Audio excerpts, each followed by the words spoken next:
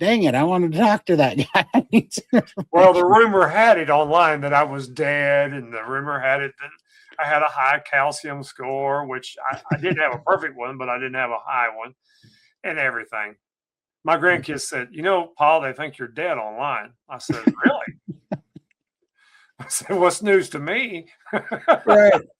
Well, I guess the diet, the Butter Bob thing kind of starts in 2012, and that's the year my wife passed away. And so I moved to another town. I got rid of our house and moved to another town, and I was kind of alone, and I had of course, my work and stuff. And I was fat and miserable, broke. I mean, you name it. I was not in a good place. Now I have family, but it seemed like I was just out of it for a while there. So sometime in April of 2013, my son graduated from college, and we went to a graduation ceremony in Nashville, and I couldn't even sit in the chairs. And I have that in the Butter Makes Your Pants Fall Off. I couldn't sit in a chair because I was so fat that I couldn't sit in the chair because the handrails on the chair wouldn't allow me, so we had to sit way up top. And I thought, I've got to do something. I don't know what I'm going to do, and I didn't. I just went online and finally figured it out and found the low carb, high fat diet. There was a fairly popular guy back in those days, and I watched him. He's kind of has a checkered history now, and Jimmy Moore. He did some things and ended up in a lot of trouble. But back then, he had a show, and I watched that show, and every book they mentioned, I got that book and I read it, and so I just began the diet, and I was all alone and just did it on my own, the best way that I knew how. Of course, you guys today know more about it than we did then. Actually, you fine-tuned it and fine-tweaked it like we didn't know back then. And I just kept losing weight, and I was feeling better, and I was feeling better about myself. I was feeling better about life. I started doing some things to help my mind too, by doing some mental exercises to, get my confidence up and stuff like that. And I just got so frustrated towards the end when I was really, had lost all the weight. Why isn't anybody making this diet and this lifestyle? Why don't they boil it down so the common person could understand it? I've always been a working class guy. I was in supervision, but I understand the working class mentality. I understand, and that's not a slur against them. I love working class people, and I want, how can I boil this down so that somebody could understand it? So what I would do is I would go I would get in my car, and I would talk into my phone and record things, and I just record them over and over again. Then I'd come home and I'd write them out longhand until I finally got a fairly decent script that said what I wanted to say. And I kept tweaking it and tweaking it and tweaking it. Then one night, I was working nights at that time. Excuse me.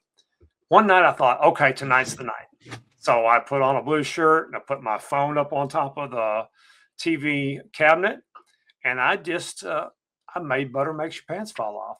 And I guess all my hard work paid off, because that thing still, after all these years, most videos fail. It's not me. It's just I wanted to do something good, and I think God himself helped that thing to go out there, because it's helped a lot of people. Now, is it the video that you need for fine tweaking your diet? No. Are there better people that understand this better? Yeah, probably. But my video speaks to just Joe Q public. That's who it speaks to, and it can help them. But so it just went from there. And I'll tell you, I put the video out, and since I had watched Jimmy Moore a lot online, I just sent a little. We didn't have as much open communication even back then as we do now. I sent a little email to his living La Vida Low Carb, whatever, and he actually watched it and shared it to his fans, and then Butter Makes Your Pants Fall Off was off to the races from that point on.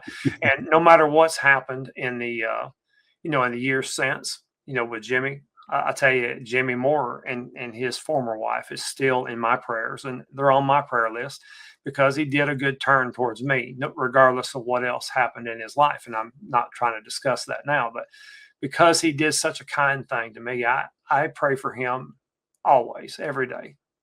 So that's kind of my story. And I did the diet, and I was pretty active online for probably 3 years and had a lot of fans. People are hard to believe that when I left the channel and when I quit doing it, we only had 18,500 subscribers at that time.